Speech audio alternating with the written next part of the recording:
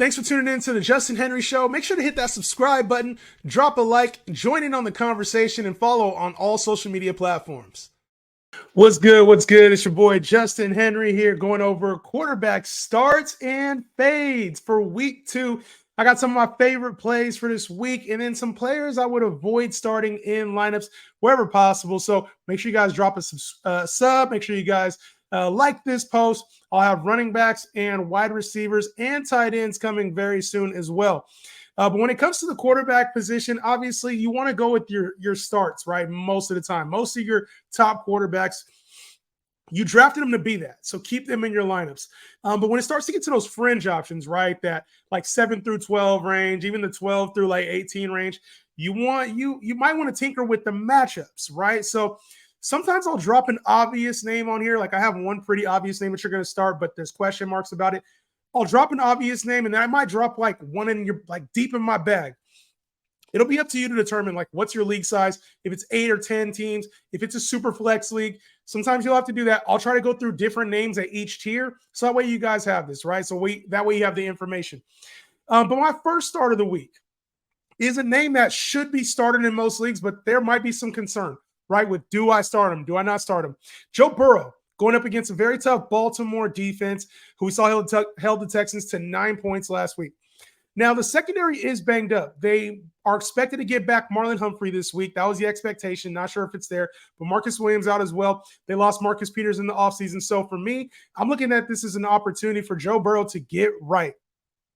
In the past, he's played well against the Ravens, right? Like we've seen him have the 500-yard game against the Ravens, Jamar Chase going off.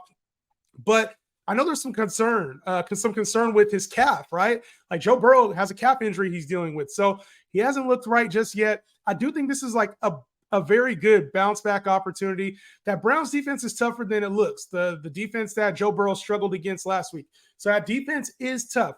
I think we see a major rebound for Joe Burrow this week. I feel very comfortable putting him in lineups.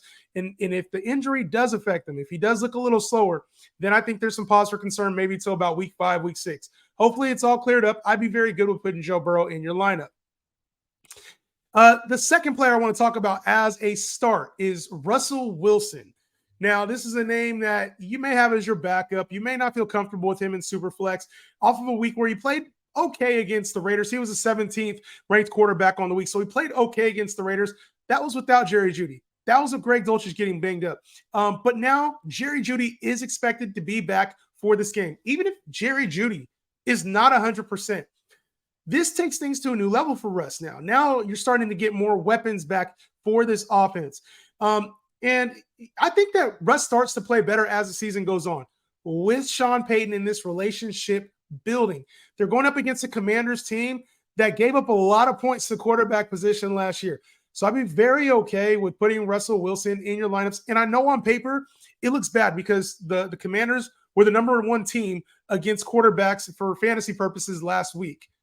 They played the Cardinals. The Broncos, Russell Wilson is a much better quarterback than Joshua Dobbs. So if you have Russell Wilson and you're kind of like, I'm on the fence about starting him or not, and you don't have a better option, I'm okay with you playing Russ. If you want to wait and see with Russ, it's fine as well. But like DFS, if you're looking for a quarterback that's outside of the top 15 that you want to get in your starting lineup, I feel very good about Russell Wilson this week. He won't be perfect. He doesn't have a crazy ceiling, but he's using his legs. And Sean Payton, like I said, that relationship with him and Sean Payton's getting better. And then another start that I have is Geno Smith against the Lions. The Lions defense has improved, and they played well coming off a 10 days rest now, but they played well against the Chiefs on Thursday Night Football to open up the season. And then Geno Smith did kind of struggle against the Rams last week. He was on my sit list last week, but now he goes to my start list, right? And what projects to be probably a higher scoring matchup out the week. Geno Smith, depends. Obviously, Tyler Lockett was banged up in the game last week with the concussion. So we got to make sure he goes through concussion protocol and is ready to go for this weekend as well. But I expect Tyler Lockett, JSN to look better, and also DK Metcalf to have his way with this Lions secondary. So for me, I think this is a game where I would comfortably start Geno Smith as a super flex option. And if I had, one of the matchups I was thinking about, like a Dak Prescott or Geno, I would go Geno in this case with Dak up against the Jets. Some other quarterbacks that you're already starting that have favorable matchups, obviously Justin Herbert.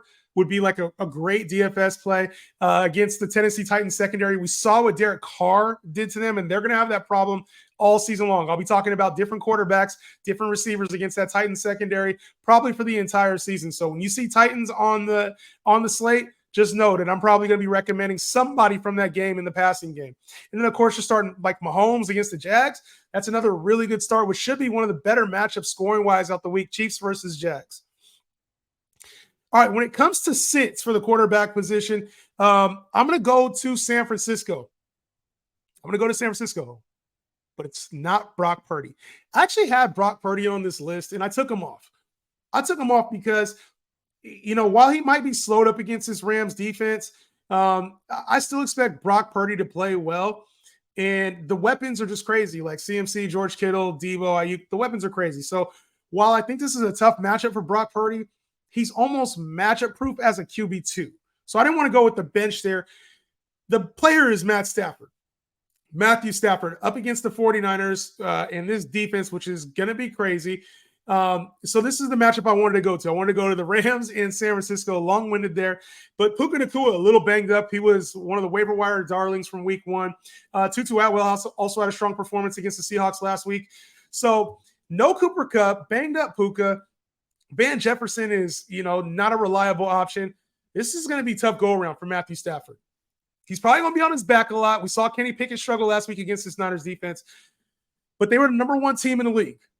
Number one team in the league against quarterbacks last year. I expect that to be a major theme of this season. Players were avoiding against the 49ers. So I'm out on Matthew Stafford this week. I think you have much better options, even at QB2 in Superflex leagues. Like I'd be even looking, there's some other options I would take instead of Stafford that probably make you scratch your head. So I would have Stafford out. He doesn't use his legs at all. This is a quarterback that doesn't have a lot of weapons. I'm out on Stafford. Next sit for me is Jared Goff up against a Seahawks secondary that is a little tougher. I know Stafford had 300 yards last week against them, but listen, he had no touchdowns last week. No touchdowns. Even the games that Puka and Tutu had, you beat the Seahawks on the ground. This is the way you beat the Seahawks. It's on the ground. So Jared Goff, I see a lot of good days ahead or at least a good week ahead for Jahmyr Gibbs, for David Montgomery, and not as much for Jared Goff, who doesn't have the same targets that he had last year. Jared Goff did have a game against the Seahawks last season where he threw for 358 yards. Almost 200 of that was by TJ Hawkinson. You guys remember all those long touchdowns he had last year. So when I look at Jared Goff, I'm like, he doesn't have Hawkinson this year. And it's just DeAndre Swift was out of that game. Amon-Ra St. Brown, like it's a whole different circumstance. So I know people will probably reference that game if you listen to people. Jared Goff's at home. It's similar circumstance to last year. I think this is a game for the running back. So I'm out on Jared Goff this week. I think the Seahawks secondary plays a little bit better than they did last week. And then my last sit is Jordan Love. Jordan Love up against this Atlanta Falcons team. Now, I know Jared, he looked good last week, right? Like he had 3 touchdowns, over 200 yards. Romeo Doubs looked good. But no Christian Watson expected for this game again. And there's a chance that Aaron Jones does not play this week as well. And for all we want to love about what Jordan Love did last week, like that included a long touchdown out of Aaron Jones. That included some other big plays. So I think that Jordan Love has a decent game. It's just not up to startable expectations. I can see him actually having a slower game against this Atlanta team that does want to focus on the run game and ball control. Right, so probably limited possessions for the Green Bay Packers. I think the Falcons probably dominate time of possession in this game. And then also tough matchup on the outside for Romeo Doubs against AJ Terrell, who's one of the better cornerbacks in the game. So for me, I would exercise a little bit of caution when it came to Jordan Love. Also, 2 notable names that I would exercise caution with: Lamar Jackson against the Bengals, a team that does give up a lot rushing-wise to quarterbacks, right? We saw Deshaun Watson have almost 50 yards rushing against them. But I think this Bengals team will be a lot better against Lamar Jackson. And then Justin Fields as well. It's not like I'm benching either Justin Fields or Lamar Jackson, but if I was considering these guys in DFS, I probably would give them a little bit lower ceilings than I typically would, right? You're absolutely starting Fields against Tampa. You're absolutely starting Lamar against the Bengals. But just tear down your expectations for both of those two. So that's quarterback starts and fades. I'll be back to talk about running back starts and fades, wide receivers and tight ends later. Make sure you guys subscribe. I'll see you next time. Peace out.